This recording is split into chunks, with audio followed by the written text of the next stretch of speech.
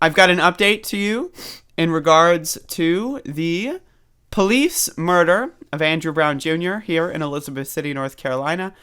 This is an article from the Daily Beast, which outlines some new details that were released yesterday. And so I want to get into these details because it's important. And from what I have been saying for the last 206 days or so, I have been covering this story every single day. And you can go back and you can watch me say and tell you that there's a cover-up going on. Why are they not releasing body camera footage from before and after the shooting? Why are they only specifically editing the body camera footage to remove certain parts? That is a sign of a cover-up. If they had nothing to hide, the body camera would have been released day one. Look at the murder that happened very shortly before Andrew Brown Jr. was killed. There was a murder of a teenage girl in Ohio. They released the body camera footage of that attack because, she had a knife. And so they could spin it and make it look like the cop was in self-defense or whatever, right? That is not the case here. You see all across the country, if body cam footage can be exculpatory in any way, they will release it as soon as possible. Why didn't that happen with the case of Andrew Brown Jr. in Elizabeth City, North Carolina? It didn't happen because they have a lot of things to hide. So I want to read this. A deputy sheriff involved in the shooting death of Andrew Brown Jr., an unarmed black man sitting in a car outside his North Carolina home, allegedly removed the bullets from his pistol in an attempt to cover up the extent of his actions while, quote, stressing out about how many times he fired his weapon, according to a bombshell federal court filing. Again, how many times do we all need to sit there and tell you when they don't show the body camera footage, it's because they're hiding something? Now, I want to remind you, before I read the rest of this article, for those of you that are new here or that you're seeing the breaking news, right after the shooting, Deputy Meads, Morgan, and Llewellyn got paid vacation. They got to sit with their ankles up on the coffee table and watch Netflix and Hulu for weeks and weeks and weeks while the government, our tax dollars, was being funneled into their bank accounts. That was their reward for murdering Andrew Brown Jr. That was their reward. They're bounty hunters. They're assassins for hire. But not only did they get a month's worth of paid vacation, they also got a raise. That's right, folks. The Pasquotank County Board of Commissioners voted to give them a raise. Every sheriff deputy in Pasquotank County got a pay increase, a salary bonus after murdering Andrew Brown Jr. So again, they have been trying to cover this up, and it's not a situation where they're just trying to go back to business as usual. They're funneling our tax dollars into paying for these assassins and murderers. And again, we are now finding out just how incompetent they really are. It only takes 8 months to become a sheriff deputy in Pasquotank County. How many months does it take to do literally anything else in training? How many months does it take to become a teacher or a firefighter? I don't know. All I know is for 8 months, all you have to do is go to summer camp, and then you can get a government-authorized gun and kill whoever you want and get away with it, and then collect paychecks while you sit at home, and then get a salary increase. That sounds pretty easy, and you can do all of that in less than a year. Anyone watching, there's a career opportunity. Go to Pasquotank County, become a cop, kill an unarmed black man, and boom, several months of paid vacation time. You don't have to worry. What the fuck kind of society is that? If I worked at Food Lion, I know I say this a lot, and I just got a box cutter and just stabbed a grandmother who was shopping for Thanksgiving 17 times in the back, would I get paid vacation? Would I get a salary increase? No, I would be in a fucking jail cell. But hey, when you're a cop, anything goes. Let's continue.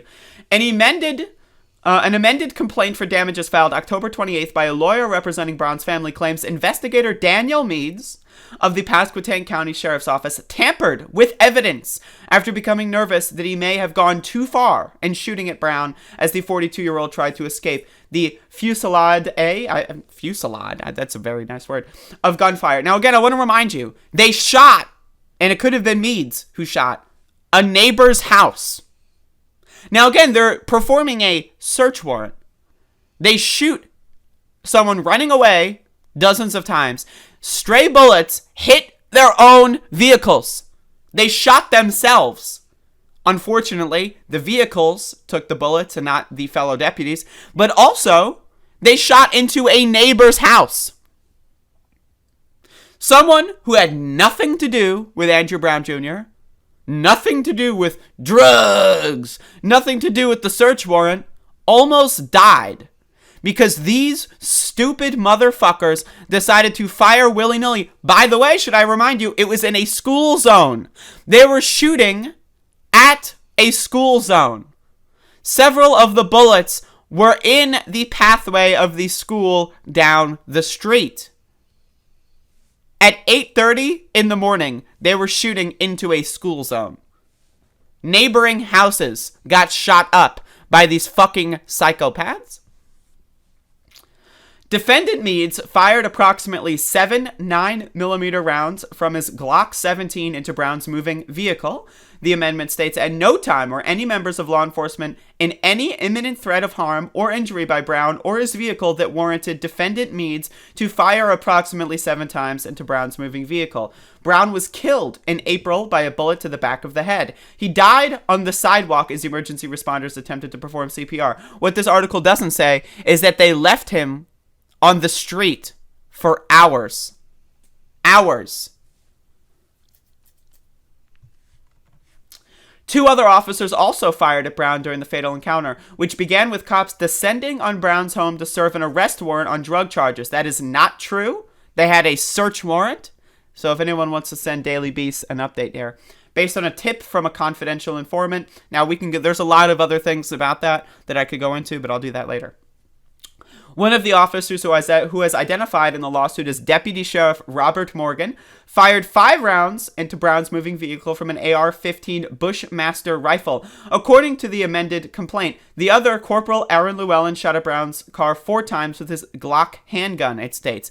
I want to remind you all that they rode on the back of a pickup truck with assault rifles at the ready to serve a search warrant.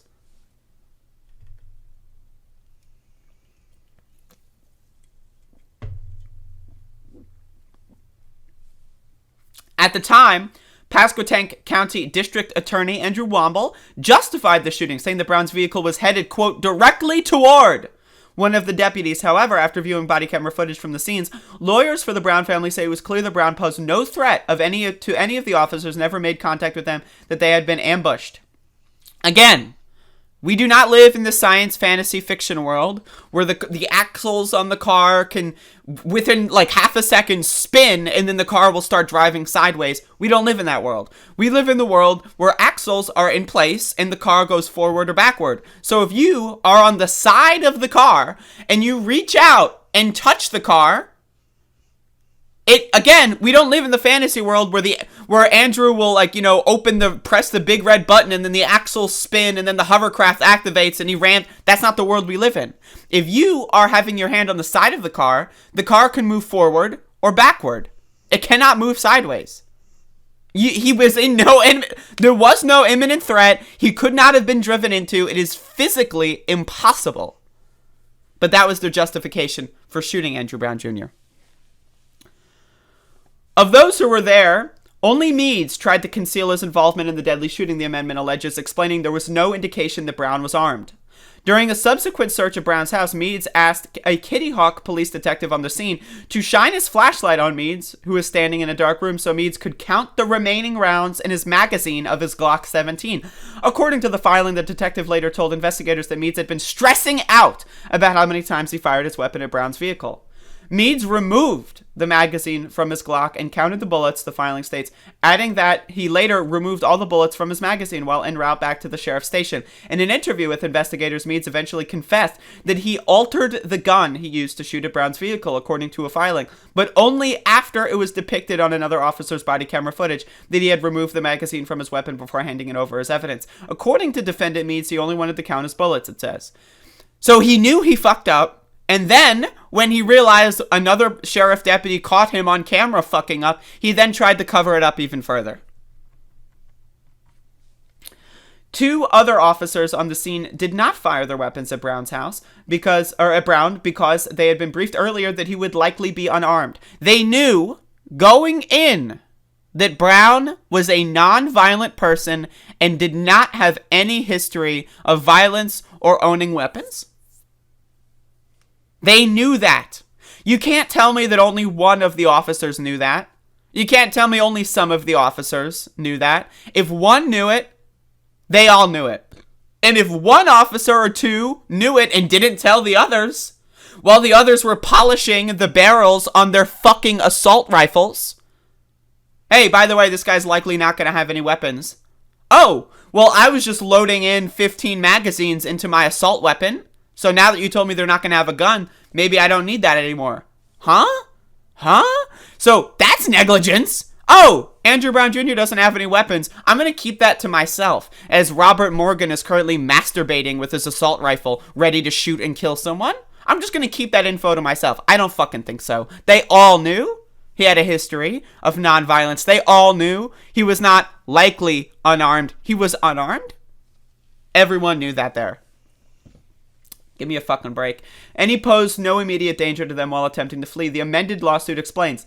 The filing comes about 5 months after attorneys for the Brown family filed their original $30 million lawsuit alleging deputies had unlawfully used deadly force against the unarmed man. Womble, the Pasquotank district attorney, by the way, who's running for a judge position in the next election. He is running to become a judge. So he's trying to level up from district attorney to a judge. Imagine Andrew fucking Womble sentencing your child, your brother, your mother, your cousin to a jail sentence.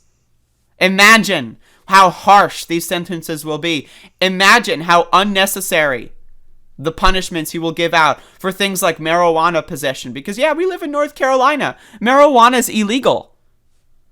When I had my court case, the judge there, who's a piece of fucking shit, by the way, I believe his name was Barnes, would hand out extremely long prison and jail sentences to people for marijuana possession. Could you imagine what kind of psycho shit Andrew Womble would do in a state where marijuana possession can land you in jail? But we'll see if he wins that election. Asserting the shooting was consistent with the officer's training and fully supported under law. The 3 who were placed on administrative leave following Brown's death were reinstated by Pasquotank Sheriff Tommy Wooten in June.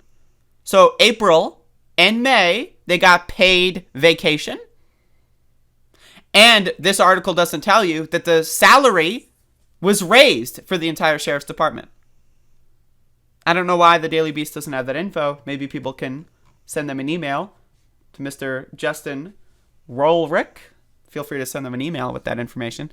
But again, as we knew from the jump, this was a planned execution. There is no possible way that only 2 of the officers knew Andrew was going to be unarmed and didn't tell the rest of the people. There is no way that the body camera footage from before and after the shooting doesn't exist. There is no way that when District Attorney Andrew Womble said that we couldn't let him leave alive, that meant, oh, well, you know, it would make us look bad if someone got... No, they went there to kill him. And there is no spinning. There's no amount of pretend or fantasy that will change those facts.